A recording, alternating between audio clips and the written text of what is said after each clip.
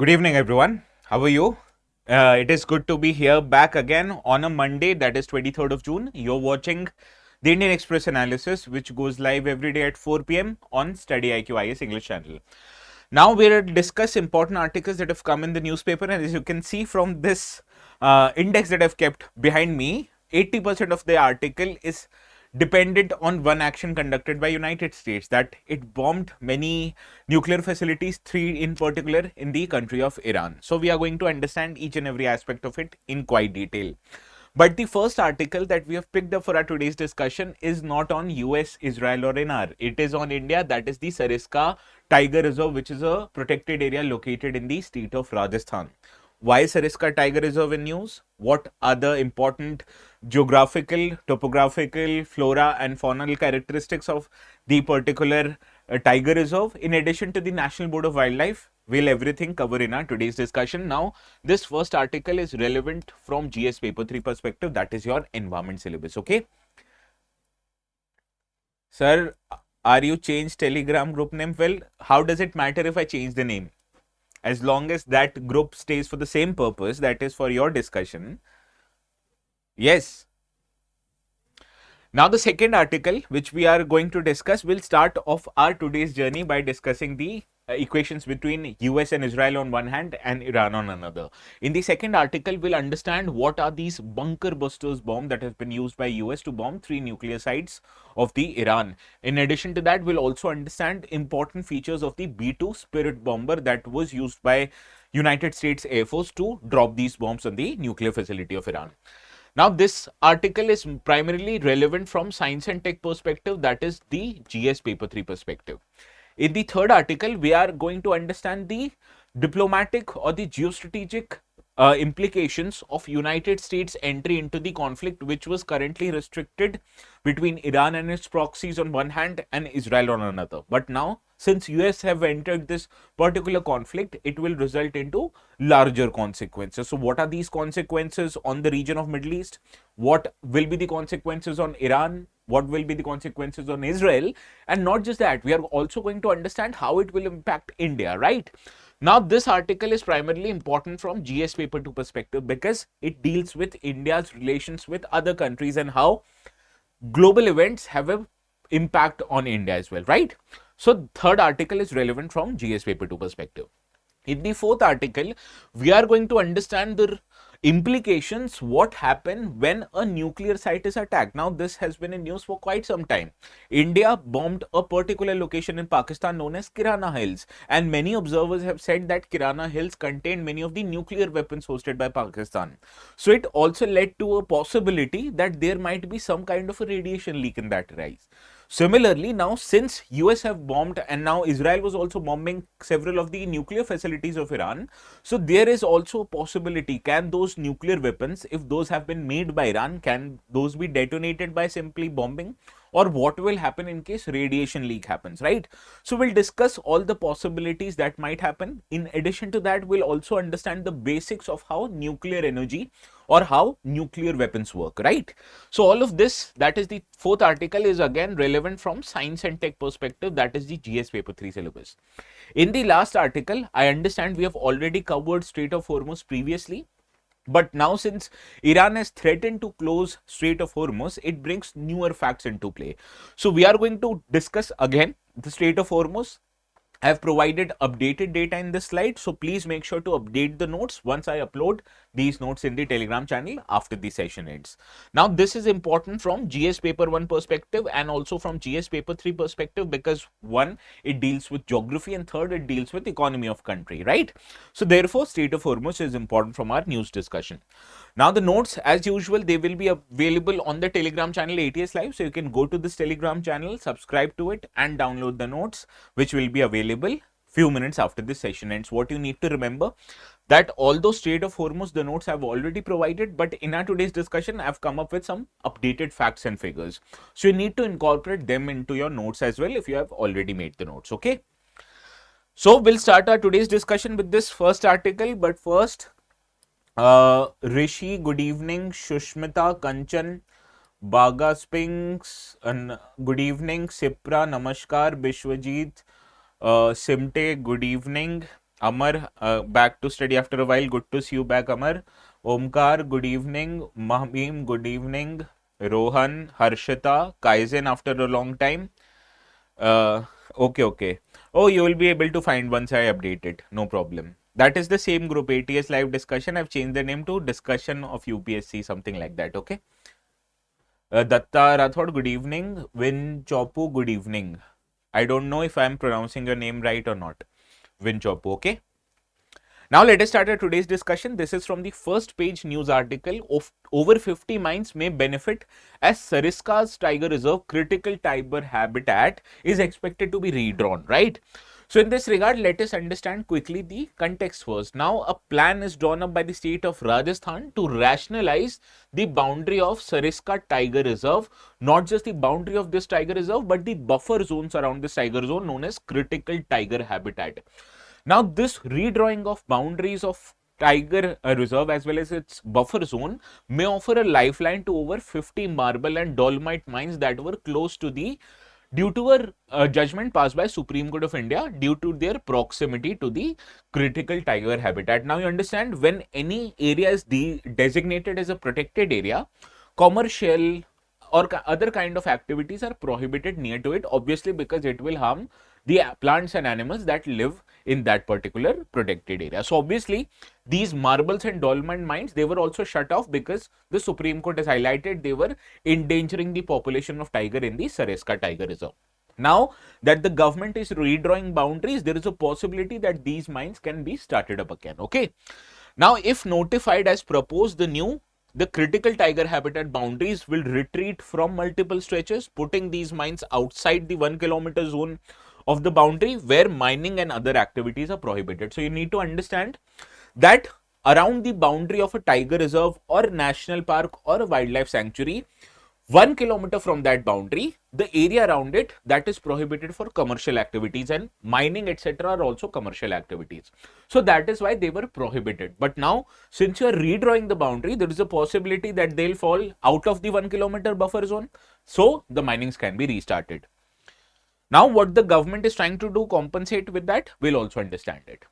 Now, the Rajasthan government's proposal has identified mostly hilly parcels around the Sariska Tiger Reserve, adding up to 48.39 square kilometer as peripheral degraded areas which are affected by human activities, and they can be excluded from the critical tiger habitat. So as to compensate for the reduction in area, the government is providing additional 90.91 square kilometers of quality tiger habitat in the Sariska buffer, which will now be added to the critical tiger habitat. So what government is doing? It is removing some of the area and adding newer areas, almost twice the area, so as to compensate the reduction in CTH. Okay.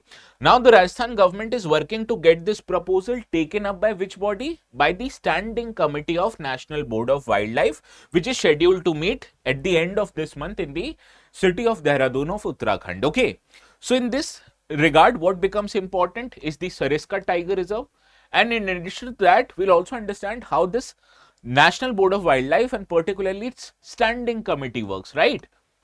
So this will be the subject of our today's discussion, these two facts, okay? Now first let us start our today's discussion by Sariska Tiger Reserve. What is Sariska Tiger Reserve? Where is it located? It is located in the Aravalli Hills in the state of Rajasthan, and particularly which area of state of Rajasthan? Alwar district of Rajasthan, okay? Now this tiger reserve, it is renowned for being the first reserve globally to have successfully relocated tigers. Now once it was a hunting ground of then Maharaja of Alwar. Do you know a very fascinating story about Maharaja of Alwar? You know, once at the time of colonial rule in India, Maharaja of Alwar had travelled to London, and there he went to a Rolls-Royce showroom. Now considering his upkeep, he was like every Indian, somewhat darker in color as compared to the whites of United Kingdom. So the salesperson of the Rolls-Royce showroom, he discriminated against him. He thought what kind of money that this person would have so that he'll buy a Rolls-Royce car. He dismissed him.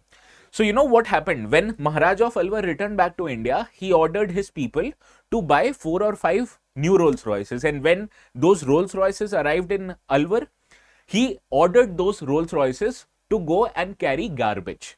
So upon hearing this thing, Rolls-Royce actually sent a sorry note to Maharaja of Alwar, highlighting that sorry, we discriminated against you, but please do not use our car to pick up garbage because it keeps our brand a bad name, right? So this is a fascinating story about Maharaja of Alwar. Now coming back to our discussion, this Sariska Tiger Reserve, it began as a wildlife sanctuary by designated in 1955, and it was subsequently declared as a tiger reserve when the Project Tiger was started in 1978, making it a part of India's Project Tiger. Now, an important water body, that is Ruparel River, it flows through it, so that you need to remember. Okay. Good evening, sir. I watch your session in recorded version. Okay, no problem. Gaurav Reshma, good evening. Anuj, good evening. Watching from Arunachal Pradesh. Good. Winchopper, how's the weather there? I hope it's much better than here in Delhi. Now, coming back to Sariska Tiger Reserve, this Sariska Tiger Reserve, within it has many famous old temples, palaces, lakes such as Pandupol, Bhangad Fort. Bhangad Fort is notable for its, the people say that there are ghosts there. I do not believe it, but it is a haunted place. Similarly, Ajabgarh, Pratapgarh, Siliskar Lake, Jaisaman Lake, all these are important places located inside the Sariska Tiger Reserve. What you need to understand the historical significance of Kankarwadi Fort located in Sariska, which is in the center of reserve, and it is believed that Mughal Emperor Aurangzeb had imprisoned his own brother Dara Shikoh because of their struggle for succession after the death of Shah Jahan, right? Now, the Sariska Tiger Reserve also houses a famous temple of Lord Hanuman at the Pandopol, related at the times of Pandavas at the time of Mahabharata. Okay, so this is the cultural significance of the Sariska Tiger Reserve. Now, coming back to the geography of the region. Now, the topography of Sariska Tiger Reserve, as you can understand, it consists of rocky landscapes, shrub, thorn, arid forest, grasses, hilly cliffs, as well as semi-deciduous forest. Now, the primary vegetation of this area, it is dominated by northern tropical dry deciduous forest and northern tropical thorn forest. So, basically, this area is somewhat gets a very limited amount of rainfall. That is why these kind of dry deciduous and thorn forests are available there. Give me a second. Let me rearrange the mic. Okay. Now, this is the kind of forest that is prevalent here because of less amount of rainfall in the eastern Rajasthan region. Has it been in the western part of Rajasthan, then it would have been shrubland, because in the western part of Rajasthan, the rainfall is even less than compared to the eastern part of Rajasthan. Okay. Now, let us come back to another important aspects about this tiger reserve is the kind of flora and fauna that exist here. First, let us talk about the plants, that is flora. Now, this area is primarily dominated by dhok trees. As many as 90% of total plants that are there are dominated by dhok trees. Other kind of species that are available are salar, kadya, gol, bear, banyan, gugal, bamboo, etc. What you need to remember, dhok trees is the one that dominate this shrubland. Now, in terms of animals that are there, obviously, you know, tiger is the flagship species of this area, giving it the name of tiger reserve. Other wild animals, predators like leopard are also there. Sambar, cheetal, nilgai, which are the food of these predators, are also available. So is four-horned antelope, wild boar, etc. So these are kind of animals that are present there. You need to understand tiger is not the only predator right there. Leopard is also there, wild boar is also there. Okay, whereas cheetal, nilgai, sambar, these are all acts as fodder of these predator animals. Okay. Now, there are other important tiger reserves also in Rajasthan. We have already covered Ranthambore Tiger Reserve several times. Ranthambore is located in Savai Madhopur district. Towards the north of Savai Madhopur, I told you Alwar is there, where Sariska Tiger Reserve is located. As you move south of the Ranthambore Tiger Reserve, in Kota, there is Mukundra Hill Tiger Reserve, and the newest tiger reserve of Rajasthan is located in the adjoining district of Kota, that is Bundi.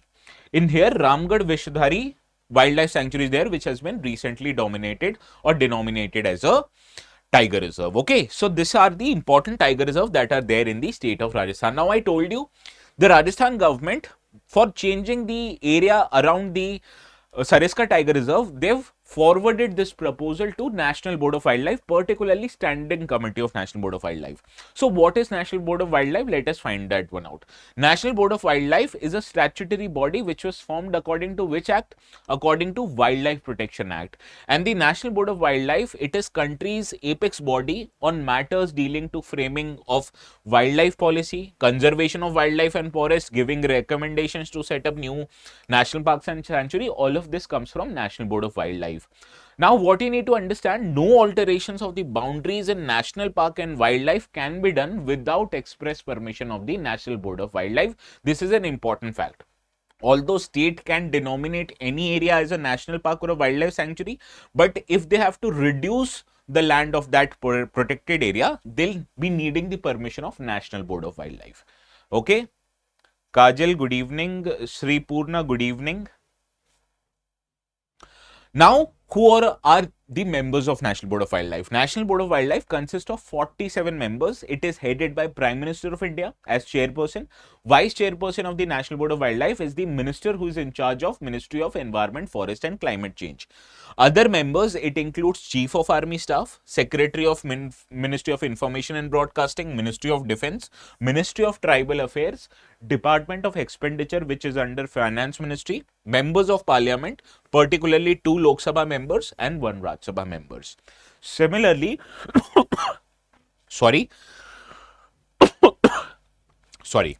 Similarly, 10 eminent conservationists, ecologists and environmentalists are also appointed to National Board of Wildlife, in addition to 5 members from the NGO or non-governmental sectors. These are also appointed, bringing the total composition to how many people?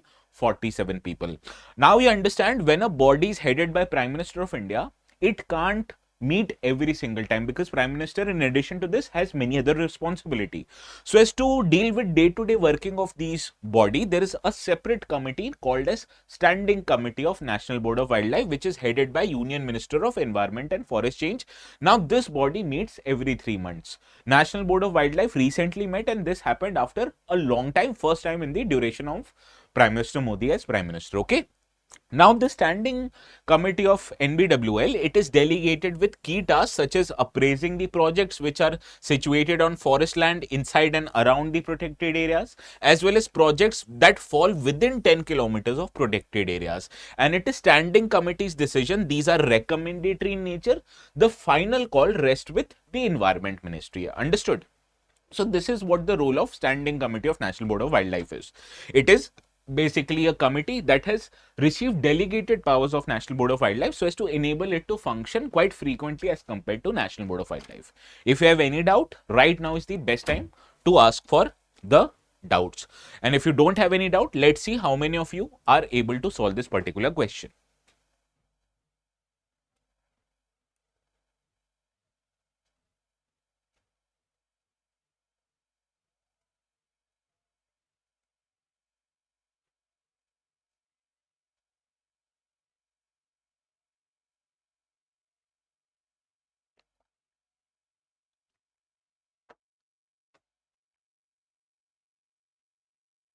Now reread the second statement again. I've said Standing Committee of National Board of Wildlife. It is not chaired by Prime Minister of India. It is the NBWL that is chaired by Prime Minister of India. Who chairs Standing Committee of National Board of Wildlife? Minister who is in charge of Ministry of Environment, Forest and Climate Change. First statement is right because it is a statutory body formed in 2003 as per the provisions of Wildlife Protection Act 1972. So first is right, second is not. Therefore, option A is your right answer. Some of you have gotten it right, some of you haven't. Please make sure the ones who have not gotten it right to get it corrected. Okay. Yes. Yes, Bhaga Sphinx, correct. Reshma also correct. Shushmita, Mamim, Anuj, Kanchan, Vin, Chapu, Harshita, all of you are right. Now let us come back to the main issue of our day that dominates at least 80-90% of the paper. When I was reading the paper, actually was finding कि कोई other news है कि नहीं है. There were other news, but this was more important, so I thought I'll get everything done today itself. Okay. Now this is an article from the explain section and it talks about bunker buster bombs and the planes that were used to drop them basically, right? So let us understand the context of our today's discussion now. The United States President Donald Trump, who has the knack of remaining in news all time, he has informed the public that United States has completed airstrikes on 3 nuclear sites in Iran, marking a significant escalations of the ongoing conflict that Iran has with Israel, right? Now this airstrike included key uranium enrichment site like Fordo, with that was unscathed in Israeli attack so far because it is believed a key to Iran's nuclear program. Why was it unscathed by Israeli attack? Because this Fordo nuclear site is located underground at least 300 feet below the level of earth. So to have the kind of bomb that you need to destroy these kind of facilities, every country in the world except US, they do not have this kind of capability. That is why even till now, although Israel has bombed Fordo many times, but still it was not able to destroy Fordo because it is located quite below the level of earth. You can see from this map, this is the mountain below which 300 feet below which the Fordo site is located. And to penetrate this kind of rocky terrain, you need a very big bomb, which Israel did not have. Okay. Yes. FORDO or FORDOW, these two spellings have been used colloquially. So if I use the word FORDO, please make sure it is Fordo. In Hindi, there is a word called Fordo. Fordo means destroy it. So there were memes that if you name a site Fordo, anyone, they will ford it, right? Now, jokes aside, let us understand this. Now, Israel or any other country except the US, they did not have the non-nuclear weapons that could penetrate these sites, which is located as deep as Fordo, right?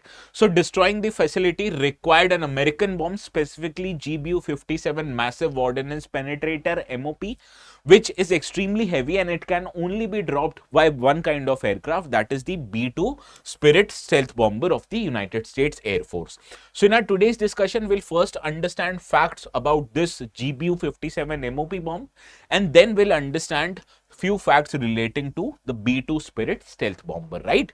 Now, because these kind of questions are asked frequently, as you can see from this image, this is the big bombs that are usually dropped by the B-2 Spirit bomber. So this is the B-2 Spirit bomber. Okay. So first we are going to discuss about these kind of big bombs that are usually dropped by these missiles. This is the bomb that we are discussing, GBU-57, or otherwise known as Massive Ordnance Penetrator MOP. Okay, you can understand the shape and size of this bomb.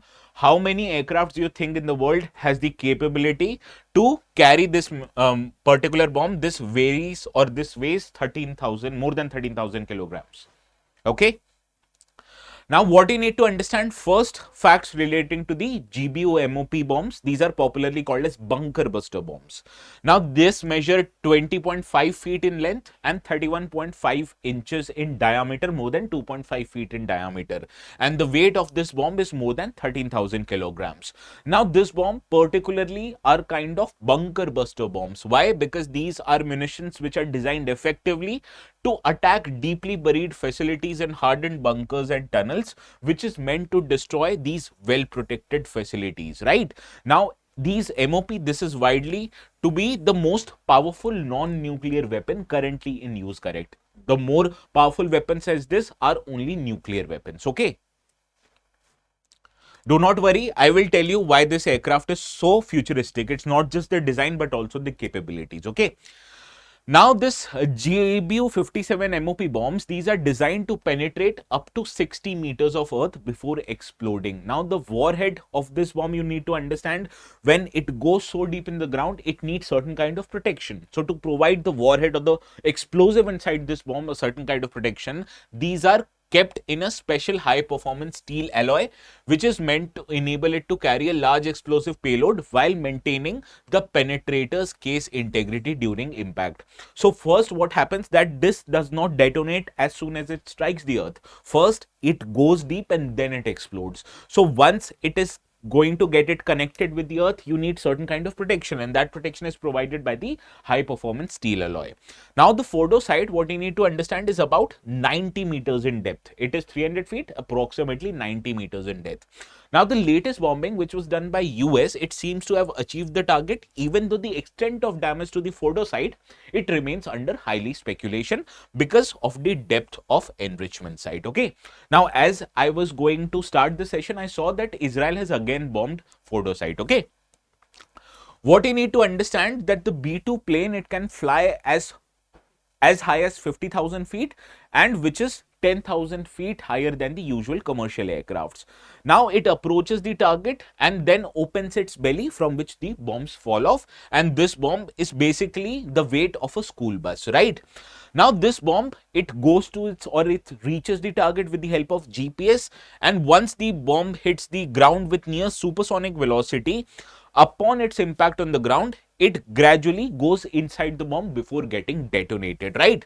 So you can understand this is the depth until which the bomb can go, and this is the approximately depth from which the Fordo site is located. So that is why people are actually guessing whether this bomb has been able to actually destroy the Fordo facility completely. Okay. Now, the GBU MOP bunker buster bombs, it was developed after US's experience in its invasion of Iraq back in 2003, during which United States Air Force used many similar bunker buster bombs, but these were smaller in nature. Therefore, these weapons were unable to penetrate the deep targets and resulted into limited damage. So United States, being United States, they decided to increase the size and capabilities of the bomb, right? So they promoted a development of MOP, which was led by Air Force Research Laboratory of United States, as well as a private company known as Boeing, right? So this bomb is manufactured by Boeing. And the latest airstrike done by US on Iran, it is the first known instance where these bombs have been used in combat, right? So these were MOP bomb. This is the most powerful non-nuclear weapon that exists currently today, right?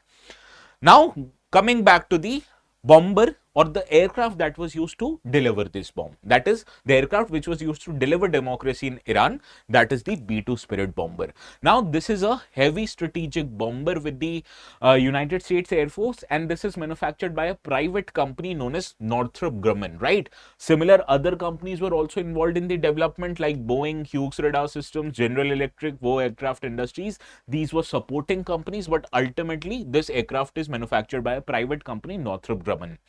Now, the B-2's first flight, it started in 1989, but it went into operational capabilities only in 1997, and total of 21 of these aircrafts have been built. 2 have crashed. So currently, United States Air Force operates how many of these aircrafts? 19 aircrafts. Okay.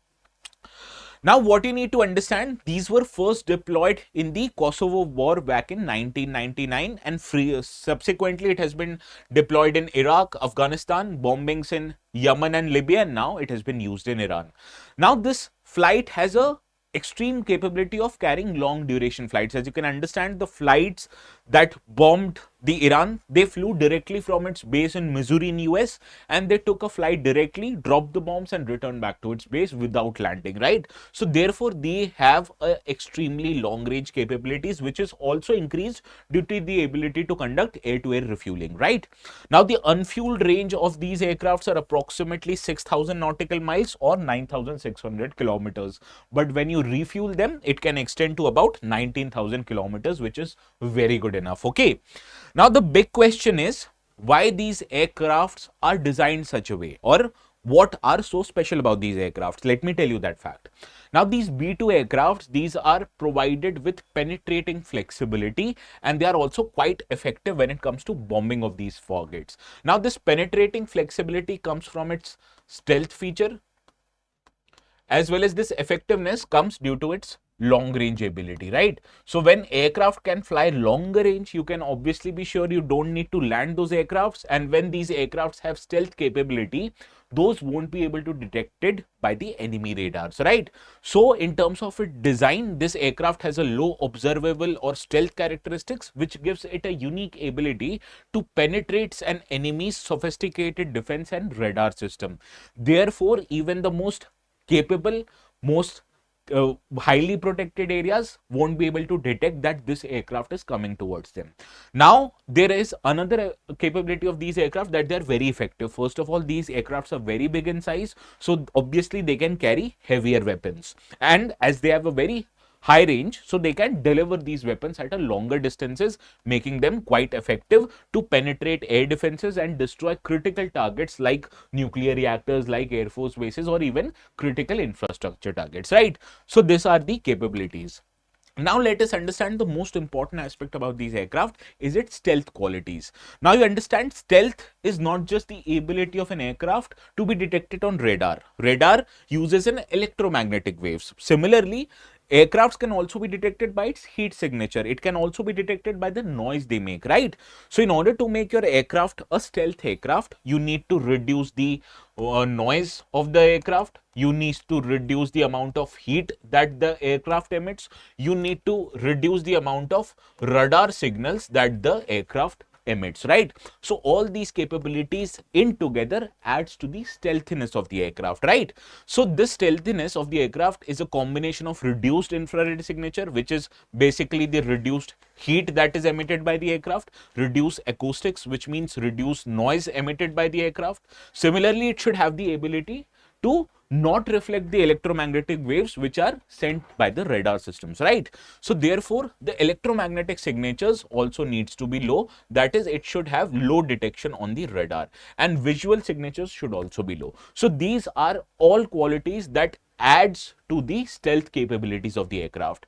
Now first, these aircrafts have reduced signatures, making it difficult for them to detect, track and target. As you can see, the engines of these aircrafts are hidden, which reduces the noise. Similarly, the heat emitted by those engines are quite low also as compared to the conventional aircrafts which emit the heat in open. So therefore their ability to give noises and heat reduces significantly. Similarly, these aircraft, the outer body of these aircraft, these are having a composite material, and when those composite materials are added to the outer layer of the aircraft, it has a special coating which absorbs the electromagnetic waves sent to it by the radar signal. So it does not reflect the waves, rather it absorbs those waves. Therefore, it even has a very low radar signature. Many people say that this big aircraft has a radar signature equivalent of a radar signature of a small bird, right? So therefore, these capabilities, having a low noise, having a low heat emission, or having a low radar signature is what adds to their stealth capabilities. Understood? So this is why this aircraft is so special. Any doubts according to B2 bomber? If you don't have any doubts, let's see how many of you are able to solve this question.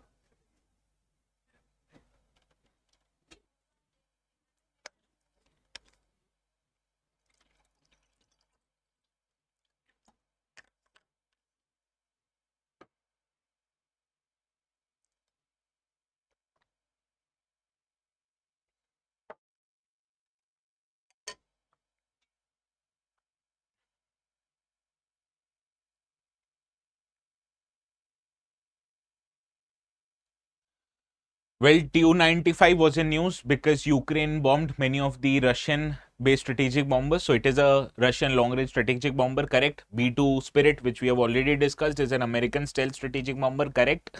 Dassault Rafale, it is a fighter aircraft. It is a multi-role fighter aircraft. It is not a strategic bomber, okay? So therefore, third is option correct. Two our options are correct. Therefore, option B is your right answer. Yes. All of you are right. Two options are correct. अनुज एक बार देख लीजिएगा.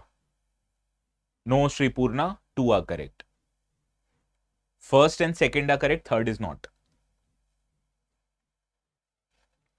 Now, what makes aircraft a stealth aircraft? What are the differences between, say, fourth, fifth generation aircraft? Like all of this we discuss in a science and tech lectures, because you understand science and tech mostly is something derived from current affairs. So whatever appears in the newspaper, I discuss it. But what about the technologies that are not there in the newspaper? We discuss them in great detail in the P2I batches, right? Right now, up till today, the batch of morning 2026 will start today.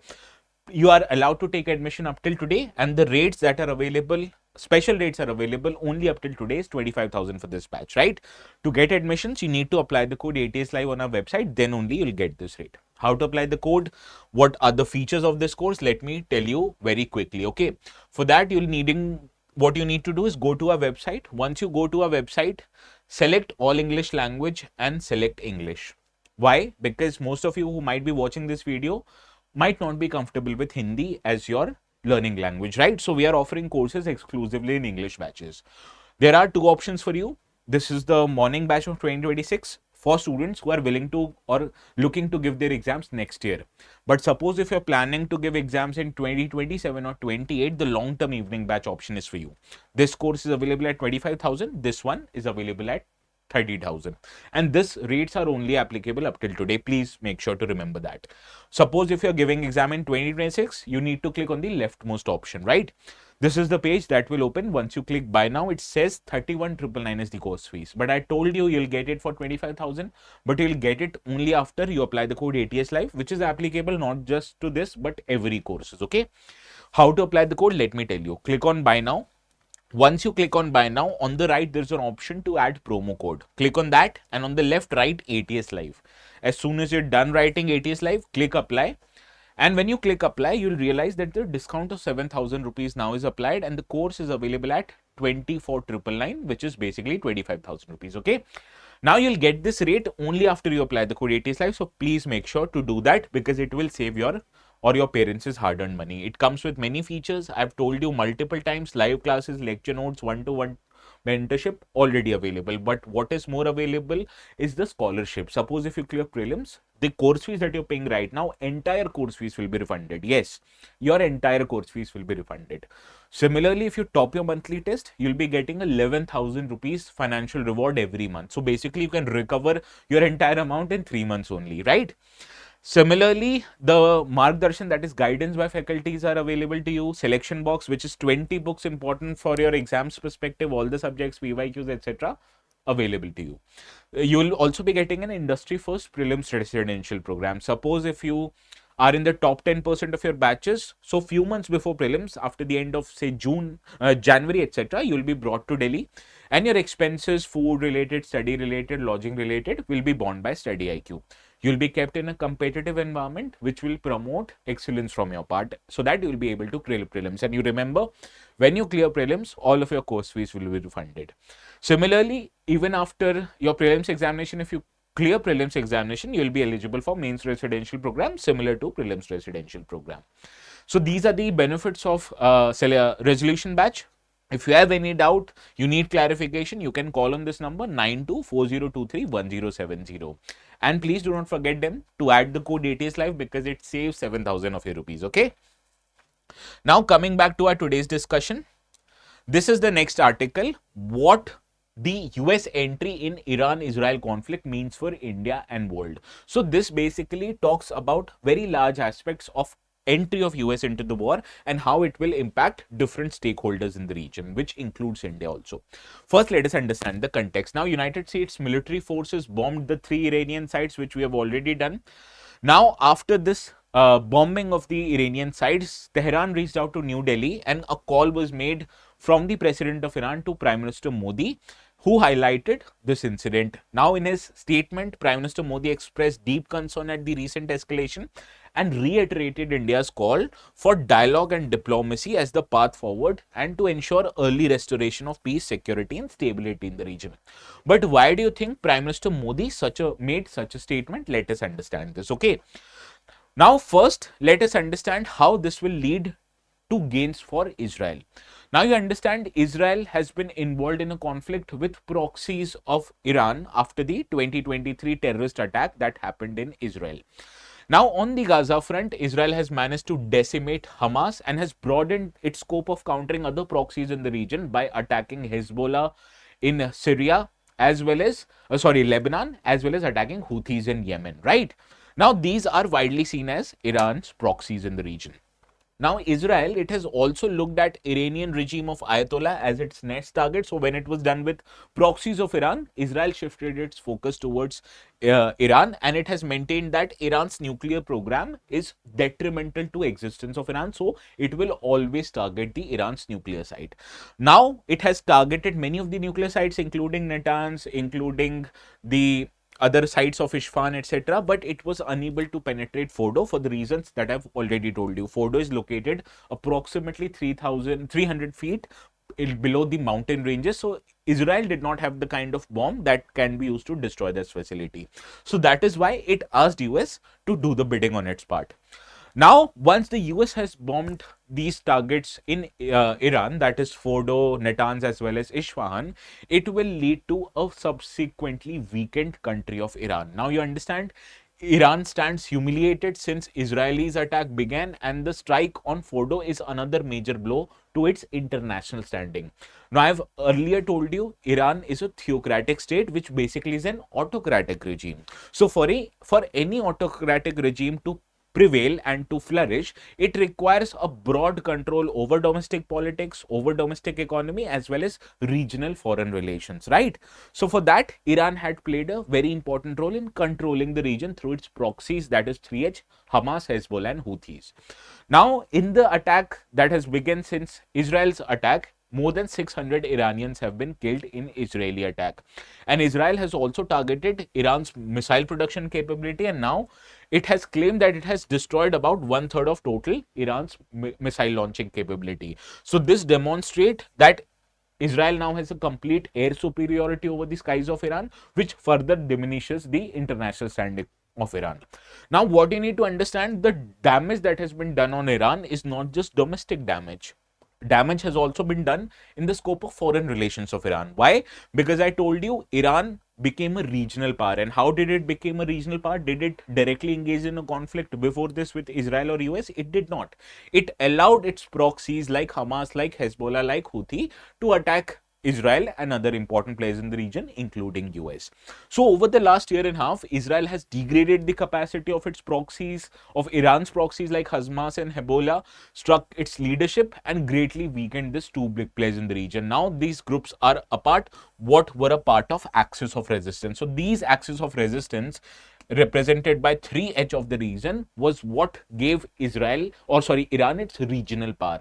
So when your regional power also diminishes, it weakens the autocratic regime, understood? So therefore, this cleared the pathway, figuratively and literally, for Israel now to attack Iran. And this is the weakest position where the Iranian regime has been since the Islamic Revolution of 1979. So first, what Israel did before directly attacking Iran, it diminished its arms, that was 3H of the region. So it curtailed the ability of Iran to project power regionally.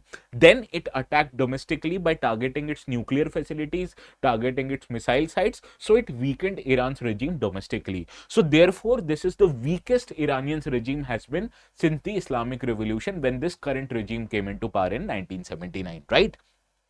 What you need to understand, this also brings a question mark to the state of of the Ayatollah's control over the domestic polity of Iran. Now, this attack makes Iranian regime look weak and unfit to fight Israel as well as US.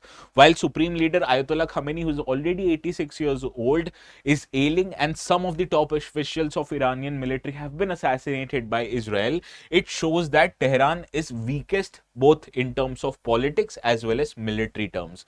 Now, the current regime has endured despite several Western economic sanctions which has been there due to Iran's nuclear program, but this is a great test of Khamenei's ability to hold on the power, especially at the time when its overall control over the region, over its domestic policy is going to get weakened. Similarly, it's not that Iran is growing flourishing economic wise, because it is under several economic sanctions, right? So this is what brings question mark.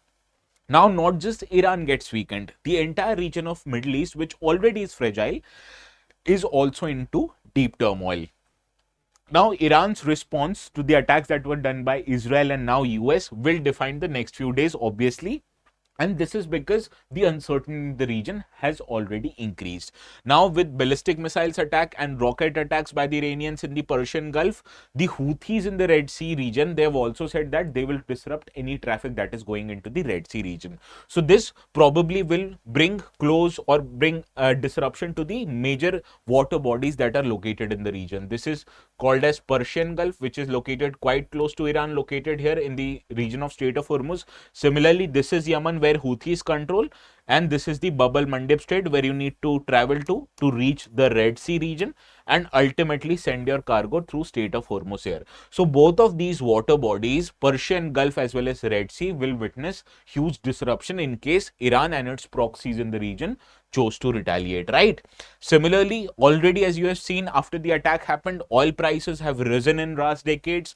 Yesterday, it was $77 per barrel, which is highest in recent times, and it is expected that if this war prevails, it might reach up to a level of 120 to 150 dollars per barrel. So this will be a huge increase in the cost of oil prices. Similarly, the Strait of Hormuz, which is an important choke point, it will be blocked as Iran has already threatened it, right? So this is the kind of disruption that we are going to see in the region. Similarly, it is a wide possibility that Iran might also target US troops and bases in the region, which will also expand the conflict to a much wider scale.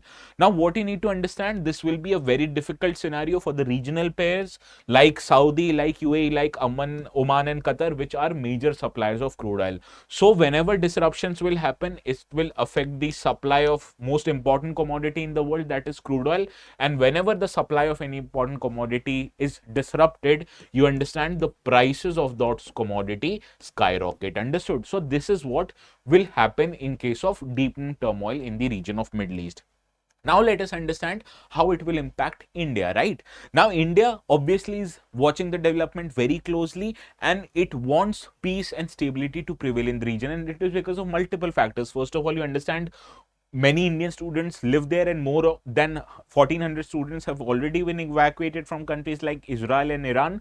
Now, not just these students live, but approximately 80 to 90 lakh of Indians, they are living and working in the entire Middle Eastern region. So any war that will happen, it will jeopardize their safety and welfare, which is a big cause of concern for Indian government. Similarly, India also depends on this region economically, because you understand India imports as much as 88% of these crude oil, and 60% of India's need or energy needs come from this very region, and any instability threatens India's security, particularly in energy security. And when prices of crude oil increase, it will lead to inflationary impact in the domestic economy. Beside, India also wants to use this region to protect or project its idea of bringing India, Middle East, European economic corridor. So when this region is disrupted, obviously this idea will not be implemented properly. Therefore, India wants the tensions to be dialed down, and it is in India's interest if the peace and tranquility rather than war and conflict prevails in the region. Understood? Any doubt if you have in this discussion?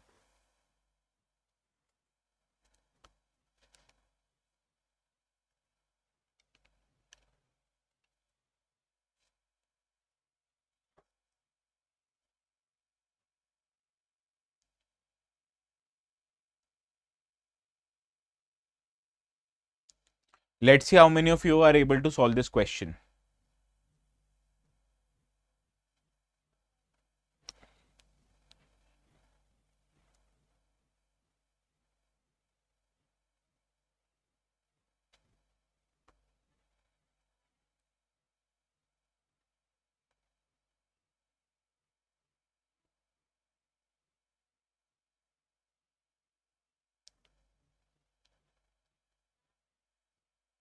Quickly. A prolonged military conflict involving Iran, Israel, and United States would have a significant geopolitical and economic consequences. What could be the possible impact or impacts of such conflict on India? These kind of questions are frequently asked in the exam. Now, disruption of crude oil supply leading to inflationary pressures in India, which we have understood will happen. Increase in shipping and insurance cost affecting India's exports obviously will happen, because ships have to navigate through Red Sea as well as Strait of Hormuz region, and if risks are high in this region, automatically insurance companies will charge a higher premium. So this will increase the total cost of transportation, thereby making our exports less competitive. Strengthening of Indian rupee due to rising global prices, this is incorrect, because whenever imports increase, as we are a key importer of goods, we need to shell out more rupee for every dollar that we need to buy. Therefore, it will reduce the value of rupee and it will strengthen the value of dollar. So therefore, it will negatively impact rupee, not positively impact. So third statement is incorrect. Slowdown in remittances from Indian workers in West Asia, correct, because if war happen in any region, automatically leads to economic downturn. So Indian people who are employed there and who send a large amount of remittances every year, automatically those remittances will be affected. So these three are correct. Third is not. So 1, 2 and 4, option B is your right answer. All of you have gotten it right.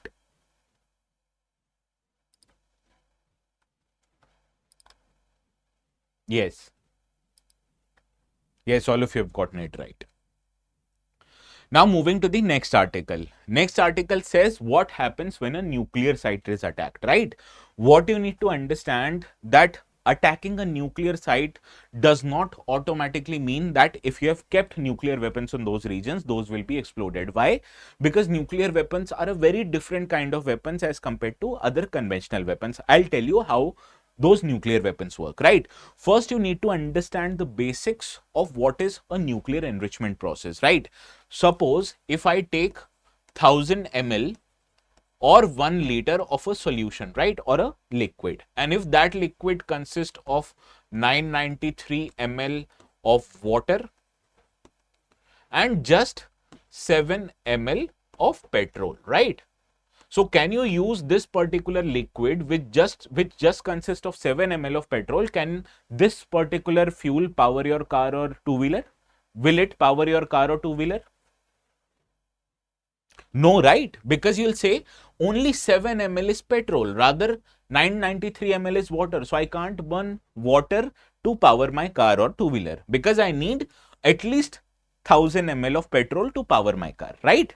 So this is what a solution is. Similarly, nuclear fuel or natural uranium that is available, natural uranium consists of two different types of uranium isotopes. These are uranium 235 as well as uranium 238.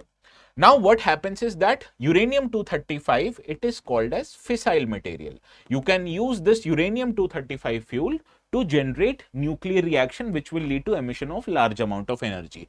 However, uranium 238 can't be a fissile material because this does not lead to a chain reaction which you require in a nuclear fuel. And in natural uranium, only 0.3% is uranium 235, rest 99, sorry, only 0.7% is uranium 235, rest 99.3% is uranium 238. So you can't use natural uranium in its original form to generate a nuclear reaction which is good enough to generate power or make nuclear bombs.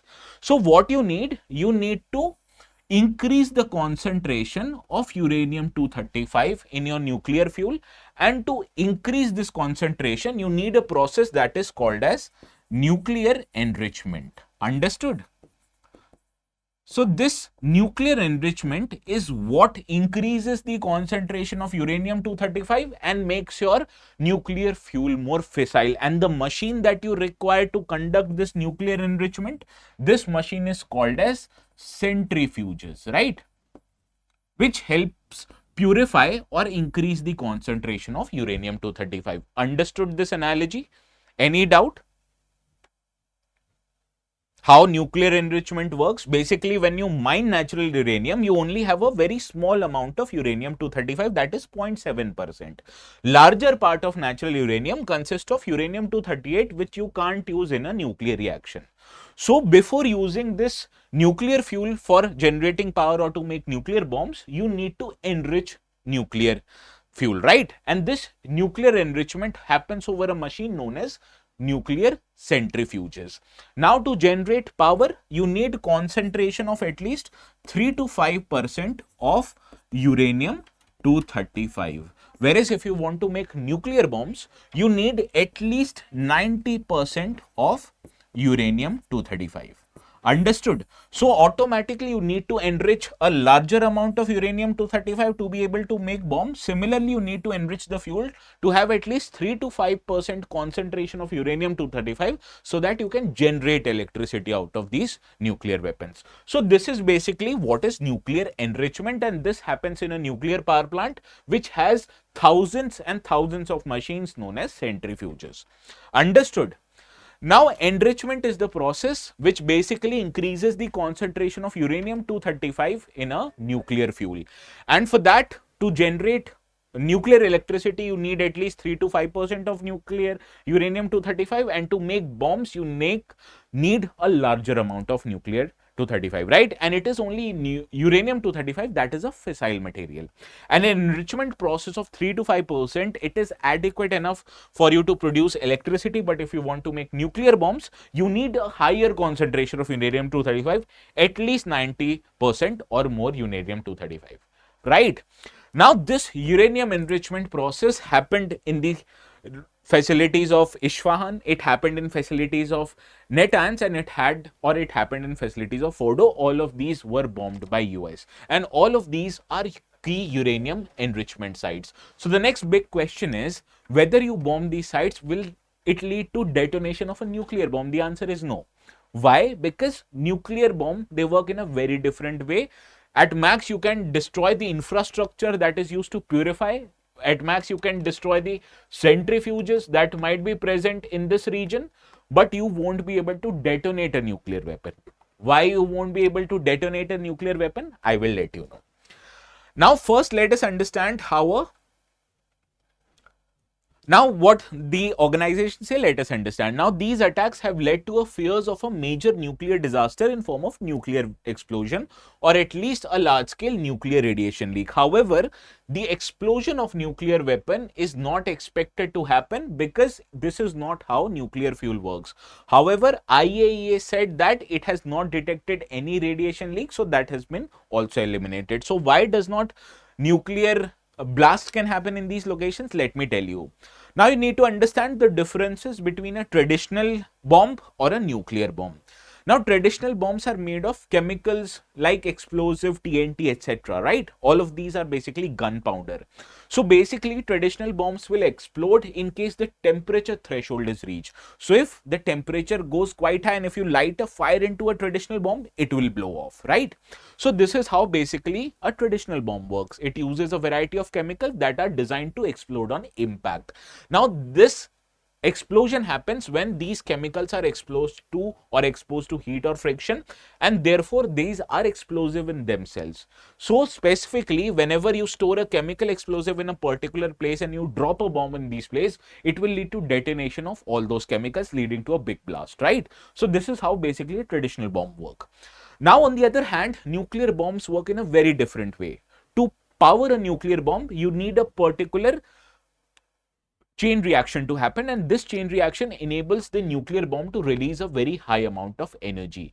Now, the initiation of this chain reaction is a very complex part. It requires a very precise set of process that needs to be followed. Therefore, dropping a conventional bomb will not lead to a trigger of chain reaction. You need a specific condition that can only happen in a controlled circumstances. So therefore, it cannot happen that accidentally you have lighted a nuclear weapon. It can only happen once you program it to act in such a way, right? So this part, that explosion of a nuclear fuel in those locations, has been eliminated. But what is more likely, that the radiation leak from these nuclear fuels might happen, and this is a more realistic threat in case if you bomb a nuclear facility, right? So there will be no likelihood of a nuclear explosion, but radiation leak might actually happen.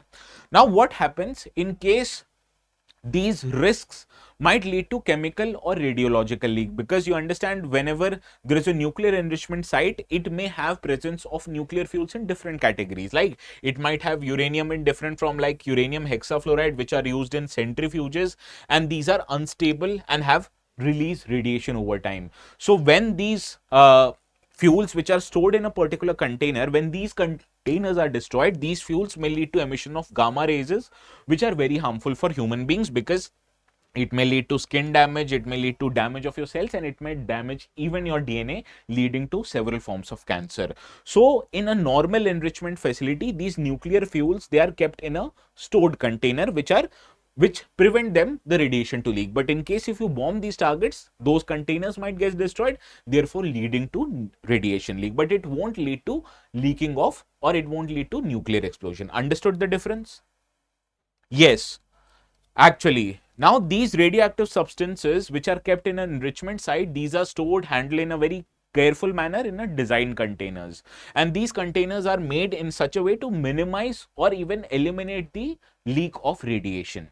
Now, in case of attack, those facilities like the one which was carried by Israel, it can damage or disrupt the mechanisms that ensure safe storage and might lead to leak of radiation. And leak of radiation has been happened twice, quite uh, dangerously. It happened in Chernobyl in 1986 and Fukushima in 2011. These essentially were nuclear power plants, but due to uncontrolled chain reaction, it led to detonation and hence radiation leakage.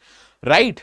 There was significant recent that has increased after India bombed Kirana Hills, or after the Zaporizhzhia nuclear power plant, which is located in Ukraine, was subjected to attack by Russians, but still there were no radiation leakage that happened here. So the instances where radiation leakage has happened were Chernobyl in 1986 and Fukushima in Japan in 2011. Understood? Any doubt?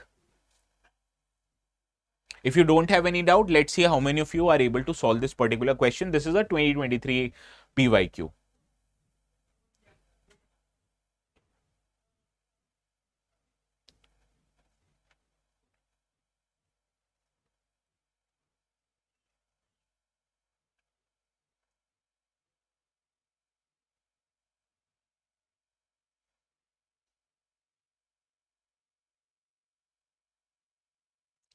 Well, India, what you need to understand, has small amount of uranium deposit, but it has uranium deposits.